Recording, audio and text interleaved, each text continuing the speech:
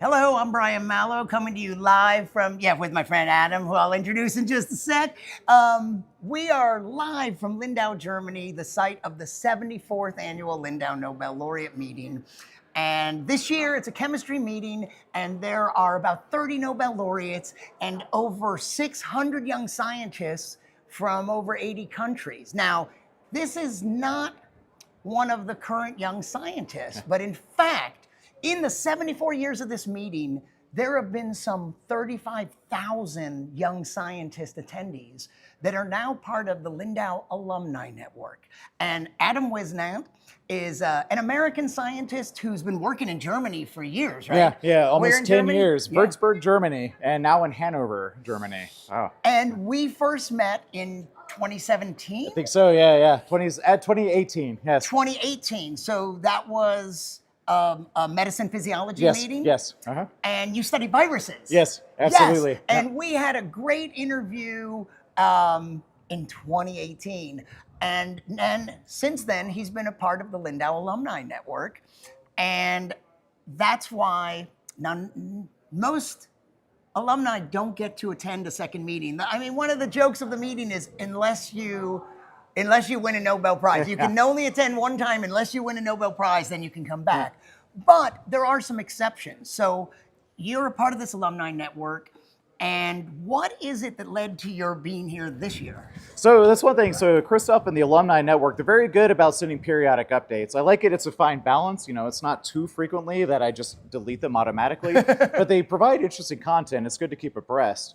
And that's one of the things. So this year they provided information on the Families for Nature call to action. And I really liked about it was basically a proposal for you to launch your own ideas, groundbreaking ideas, even with or without existing data, into something new. And here to bring it to the Lindau network of their philanthropists, or their donors, and of course their scientists, and be able to turn that into an actual action. It's either through funding or for getting the right connections, the right materials to make it happen. So this call went out and you had a project to pitch that you'd like funding to develop? Yeah, absolutely. So my project is actually, of course I work with viruses and I get into a lot of sequencing for human health and the bioinformatics AI tools for annotating things. And the real, I'd say almost a travesty is that, we have hundreds folds of these tools for every question in human health, yet hardly any application back to environmental health for common organisms. So as a virologist, we're always trying to find new innovations in disease. Yet while, when as a eco nerd, somebody reading the news, I'm always stuck hearing about species, local populations getting wiped out by diseases, and they don't have any of the fractions of the investment. So what we were talking about, you mean like, you mentioned frogs and the chytrid virus and bats. Yeah, so the white nose fungus. And that's also one thing I like about a lot of these genomics tools is basically you can boil everything down to this A, T, C, and G that makes up an organism, be it an RNA virus or be it a plant virus or a fungus that's coming into it.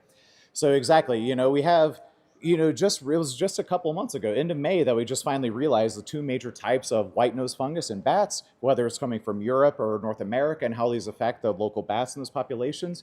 And this virus, this was something that's been wiping things down since I was a teenager. I'm no longer the young scientist, but and the same with the amphibians. We're just starting to finally scratch the surface of, okay, how many types of this fungus are there? And why is it wiping so many different amphibians out in different locations of the globe? And a lot of it is we just kind of assumed, we ended up looking at them as, little spots in a petri dish. We see the colony morphology. We're in the molecular age. We're in the age of DNA diagnostics and RNA sequencing and technologies, mRNA vaccines. And now that we're taking a proper molecular look at this, it's major gaps are being uncovered in environmental evolution and ecology. And that's what I got invited here to propose, was using a lot of this metagenomics and AI-based platforms and identifying viruses, predicting dangers, as well as possibly making new diagnostic assays, be able to do that for conservation. What is metagenomics exactly? So basically a way, we say that, so meta is a nice way of putting a extra layer on everything. So we have our genome on our cells. But, for instance, me, I'm just not one human organism. Actually, most of the cells in my body are going to be a collection of bacteria, both on the surface of me, doing very beneficial roles. They're producing oils, other compounds to prevent, pathogens from infecting my skin, especially within the guts. lots of nutrients being recycled. I'm a collection of 9 trillion different cells, thousands of different species. You contain multitudes. Exactly, I contain multitudes. And metagenomics is exactly that, finding the totality of those multitudes and how they work together. So, okay, what parts of me actually communicate to the parts of bacteria, and how do we do this in mutual beneficial reactions? And pathogens are exactly the same of that, where they're also part of that community, but they're taking much more selfish gains, which impact the rest of it. So it's essentially, that's what we mean by metagenomics, the totality of what it is to be us. So there was a session today, and you and other scientists with previous alums that had a variety of projects had an opportunity to pitch. How much time did you have? So we had 10 minutes to kind of sell off our futures or the ideas of it, which is actually perfectly fine, as a groundbreaking conceptual stage. To an audience of esteemed council members and potential investors? Yep, absolutely. So philanthropists, other scientists, and exactly, other council members on here. And it's quite an amazing group as well. Of course, there's people doing ecology, the typical things related to us. We also had people doing engineering for space, or trying to look at, okay, the structure, how has the internet evolved itself? So, not directly related into science, but still very interested in, okay, how can you take this big data platforms and even, possibly tailor them into different fields? Yeah. So how did it go? Did you think? I think it went really well. I got some very good feedback. It was a very interesting group to see. So I think I'm very excited to try to put things together in action. Yeah. So very useful for getting contacts. Photobomb. There's a couple of them actually. Oh, really? Yeah. Well, they seem still friendly towards you, so it must have gone pretty well. Exactly. Yeah, thank you. I appreciate Excellent. that. And some of them sat at dinner with you, so they must not have hated you. No, they're making me swoon. But no, I think it was an exciting time. I'm very glad to have had the opportunity. Appreciate Christoph for sending the email. The one-page application was also just amazing. Just focus on the pure idea and the feasibility of it, and then having time to put that together, getting the review back. Because say as scientists, we're usually just used to talking to other people in our field.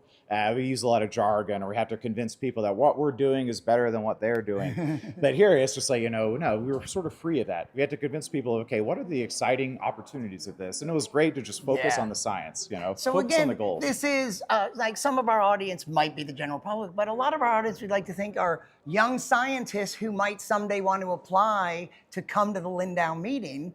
And this is just one of the other benefits, the Lindau Alumni Network, which is, the motto for the meeting is, I think it's probably on the sign behind us, educate, inspire, connect. And that connecting, obviously, there's a lot of inspiration here, there's a lot of education, and there is a lot of connecting. Yep. I've met so many people here. And so as a result of the Alumni Network, here you are again. Absolutely. No, it's good. Yeah, it's been really cool, and you do meet these people. So often on my LinkedIn profiles, when I've been looking for professorships, I was like, this woman at Munich at this institute, I know her. Is this the same one that was in my phone from Lindau? And it is, or same boringly in the biotech industry. It's just okay, I go in there and it's wait a minute, I know somebody in this city. I know exactly whom that is. So it's great opportunity for building connections personally and professionally. Made a lot of good friends here, collaborations, and I think hopefully even funding, knock on wood. Excellent. So now this is sort of a forward-looking project that you really want to work on. But when I interviewed you back in 2018, the focus of your research was the herpes virus. Yes. And do you still study that? It still is, absolutely. And actually, that's one thing. So as I've gotten more involved with herpes, I got into making it more big data. So basically, you do lots of, again, sequencing, getting all the ATCs and Gs, the variations, or how it changes, the gene expression of the cell. And I got a lot more involved in sort of the AI tools for annotating viruses or analyzing their effects on populations. And actually, that's exactly what inspired me to come into this. So I'm still very herpes-centric. We always joke, herpes on the brain. But it's actually been a very good launching point for me to start to think about, okay, what the tools I'm using for herpes, there's major gaps where I could apply these sort of, old news scientifically, but in completely new ways, particularly in environmental pathogens. Yeah. So, just uncovering basic assemblages of the genomes or annotating functional elements. So many cool things that are just lacking. Well, so humans have been living with herpes viruses since we existed. Chickenpox is a herpes virus, right? Yeah. And then these other ones and the sexually transmitted ones. And so thunder. Has there been progress and with the advent of the mRNA technology? Yeah. Is that relevant to No, the possible? I think that I think the world would be really happy to have a vaccine. Absolutely. Yeah. Yeah. Is there any hope for that? No, that has been. So for the past couple of years, sort of the herpes vaccines have been one of the major focuses of the field. Like When a they holy come in grail, to say, right? Exactly, yeah. So both in terms of preventative, but also, of course, if you already have it established within you, which a lot of people even get from childhood, just from exposure, how to prevent it from coming up and reactivating. So there's been really good examples in chickenpox, at least in terms of for reactivation, say shingles in the elderly. There's been a lot of good developments, but also especially so mRNA vaccines are a very interesting approach. Because, our old approach of taking proteins, just expressing them in big bulk and injecting them into people, we're now starting to appreciate that actually where these proteins are made really matters about how immunogenic they are. Yeah. So what are all the little sugars and things that are stuck onto them really matters if it's made in a yeast or a human cell or a cancerous cell line versus a primary one. So the mRNA vaccines have actually opened up quite a lot of doors. And there are some pretty promising new candidates for like a herpes simplex virus, i.e. oral or genital herpes that are coming out. So they definitely have increased, and I think there's a lot of potential. So right now I think so chickenpox, that's the main new herpes king in terms of good vaccines. But I think in terms of herpes simplex or human cytomegalovirus, these vaccines are also, I think, a few years just coming up. So like the shingles vaccine is relevant to this, because that's Yep. chickenpox and shingles is an extension of this. So that's a story in herpes viruses. Yep, absolutely. And I think the main thing was just sort of funding efforts to come along because, there it's considered an age-related disorder. And, we can be honest, who are the people that determine funding for the NIH? It's usually people of an older generation, the ones in Congress. So they had a particular interest in pushing the age-related vaccines. But it's useful data as well because it is a related virus, especially, say, chickenpox and herpes viruses. They live, they infect through the skin, they live in the same neurons. They have very similar biologies. And unfortunately, there's been this stigma that comes with herpes simplex. It hasn't been pushed into it. They view it as, say, a moral virus, which is nonsense. Right. Half of people that get herpes get it as a child. They get it from their parents or their grandparents, just through common exposure. So calling it based upon morality is just utter nonsense. It's not the case. And so there has been, unfortunately, this kind of stigma that's delayed, I would say, a lot of the major progress, limited to just a few labs. Yeah. But it's getting a lot pusher. So the field is doing a lot of advancements on vaccines. And I think there's a lot of new promising candidates, like which viral mutants, which proteins give us the best responses. Excellent. Well, that's good to hear. Yeah. Well, thanks for taking the time to talk. Yeah. Tonight we've just been at dinner, and it's a big get together tonight, and dancing is about to commence. And so the meeting isn't just lectures; it's very social. Yeah. And the storm is about to begin. So thanks for taking time, Adam Whisnant. Fella, we had this North Carolina connection because you are originally from North Carolina, Yes, yeah. and I spent 13 years living in Raleigh. Yeah, it was really cool to talk about the museum, the new the planetarium. Yeah, absolutely. So, and great and surprising to see you here again. Yeah, absolutely. It's always a pleasure, Brian. Yeah. Thank you again for the opportunity to speak to everybody. And I've enjoyed following you over the years as well. Thank you. Yeah. All right. We'll be back with more Okay. interviews from the 74th Annual Lindau Nobel Laureate Meeting.